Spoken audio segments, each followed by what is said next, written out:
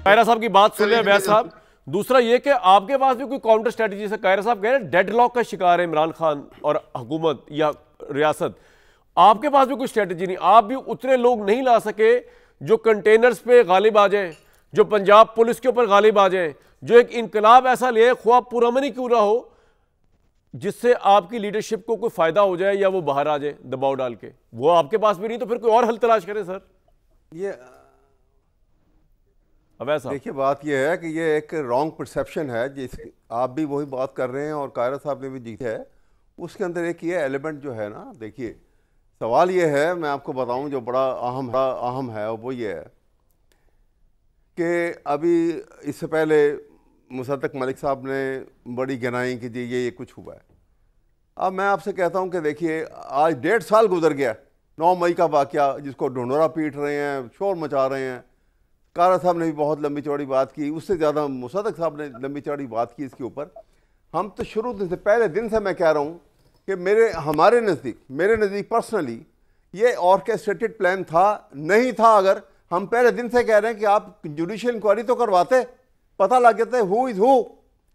आप 1.5 साल से अगर नहीं कराई आपने, चलें 1.5 साल से आपने क्रिमिनल ट्रायल क्यों नहीं मुकम्मल किया? वो लोग जो जेलों में पड़े हुए आज 1.5 साल से, अगर आप कहते हैं कि वाकई ये जुर्म इन्होंने किया है और इनके ऊपर पूरी एविडेंस हमारे पास स्ट्रॉन्ग एविडेंस, तो फिर आप ट्रायल करते, ट्रायल करवा के हफ्ते में 10 दिन में 15 दिन में ट्रायल खत्म हो जाता, उनको सजाएं सुना देते। आप नहीं किया आपने, इसलिए कि आपके पास एविडेंस नहीं थी, इसलिए कि आपको ये खदशा था कि जिनको वो अभी मुसद्दक साहब कह रहे थे कि जी वो मुजस्समों के सर काट दिए, और जिंदा लोगों के बेचारों के जो सर कट रहे हैं, जिस मुसीबत से गुजर रहे हैं, लोग खुदकुशियाँ कर रहे हैं, उनको भूल गए आप। मैं कहता हूँ कि वो सर काटने वाले, जब आप जुडिशियल इंक्वायरी होती तो पता लगता कि वो तो आईबी का आदमी था, पता लगता कि वो तो इनका खास फलां एजेंसी का आदमी था। ये जो कोर कमांडर की वर्दी पहन के बाद फिर रहा था सड़क के ऊपर, उसका पता लगता कि ये तो जी कोर कमांडर की वर्दी पहन के तो कोई भी नहीं फिर रहा था, वो तो आपकी पार्टी के बंदे ने डंडे पे उठाई हुई थी कोर कमांडर की वर्दी, और वो वेस्ट का साइज। मेरी बात सुनिए, मैं बात ये कर रहा हूँ।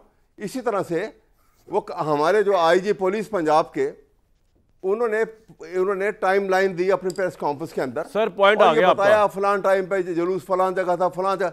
मैंने पॉइंट है, मेरी बात सुन लीजिए। जी सर बताए। और उसमें उन्होंने कहा कि जिस वक्त वो कोर कमांडर हाउस के बाहर पहुंचे तो 5:35 हुए थे, और उससे आधा घंटे सर आपका पॉइंट आ गया। आप ये कह रहे हैं कि ये इमरान की शोई है, ये पॉइंट आप दे रहे हैं ना, बिल्कुल आपका पॉइंट आप कह रहे हैं तो माफी तिल्ला अप्रोचमेंट होनी चाहिए इसके ऊपर, बिल्कुल ठीक है। लेकिन मुसद्दिक साहब, आप एक जिम्मेदार गवर्नमेंट अगर अपने आप को समझते हैं, आज मियां नवाज शरीफ साहब ने बड़ी इंटरेस्टिंग बात की फलस्तीन में ऑल पार्टीज कॉन्फ्रेंस पे, जरा सुनवाएं। उन्होंने इतनी अमेजिंग बात की कि मैं हैरान रह गया, सुनवाएं जरा उनकी बात।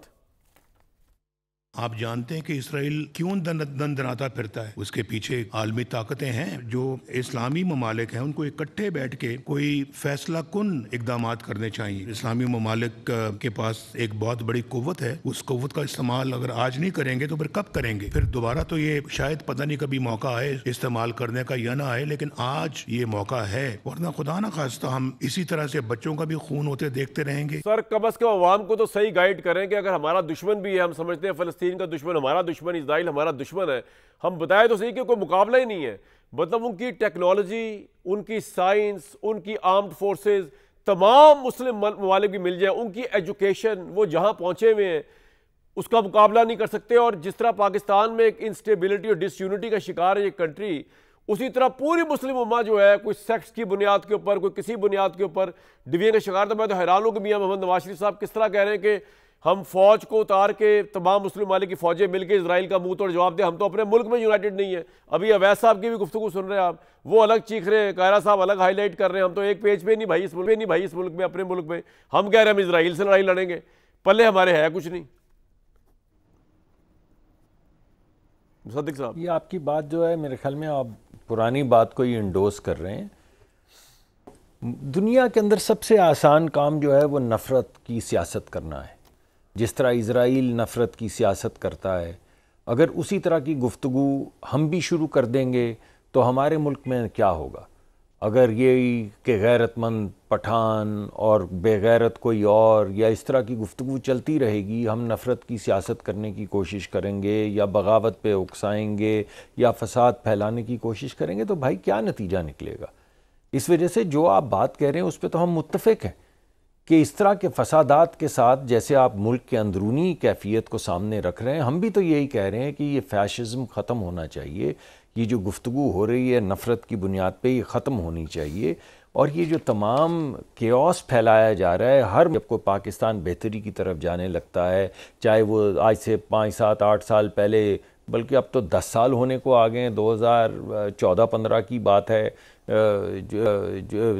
जब ये शुरू हो रहा था सीपैक, तब भी वही हुआ जो SCO की मीटिंग से पहले है, जो मलेशिया के प्राइम मिनिस्टर की आमद के ऊपर हाल है, जो इन्वेस्टर्स आना चाह रहे हैं सऊदी अरेबिया से। यानी अपने ही मुल्क को आप अपनी जद पे रखते हैं, अपने ही मुल्क के खिलाफ आप किस किस चीज़ को झुटलाएंगे। ये तस्वीरें जो हम गुफ्तगू करते हैं, ये तो कामरान साहब या आप ही ने तस्वीर हमें दिखाई है। वो जो क्लिप चल रहे थे कि आओ चलो चलो GHQ चलो और कहाँ जाना है, ये तमाम क्लिप्स आप ही लोगों ने हमें दिखाए हैं। वो वर्दियों वाले, डंडे वाले, हमने क्या दिखाया, भाई तो ये तो तमाम चीजें हमारा मीडिया हमें दिखाता रहा, तो उन्हीं चीजों पर तफ्तीश हो रही है और उन्हीं चीजों के ऊपर इस वक्त केसेस चल रहे हैं। पूरी गुफ्तगू आप तो अहमद अवैस साहब गुफ्तगू भी नहीं सुन पा रहे, आप तो बात भी सुनने का नहीं है, तो फिर बताइए कि बात आगे कैसे बढ़ेगी। हमने आपकी पूरी बात सुनी, ना मैंने इंटरफेयर किया, ना कायरा साहब ने किया, जो आपने फरमाया हम सब ने सुना। हम सिर्फ ये कह रहे हैं कि ये नफरत आपने नहीं सुना, इन्होंने मेरी आवाज बंद कर दी, मैं किसी ने नहीं सुना। सर जब वो बोल रहे हैं तो उसमें इंटरप्शन हो रही है ना, दोबारा वक्त ले लीजिए। वैसा आप अपने टाइम पे बोले ना, दोबारा वक्त ले लीजिए। और दूसरी बात, आपकी लाइन ड्रॉप हो गई थी, आपकी आवाज किसी ने बंद नहीं की, आपकी लाइन ड्रॉप हो गई थी। आप जितनी बात, हम आपकी बात क्यों काटेंगे? अगर आप बात करना चाहें तो एक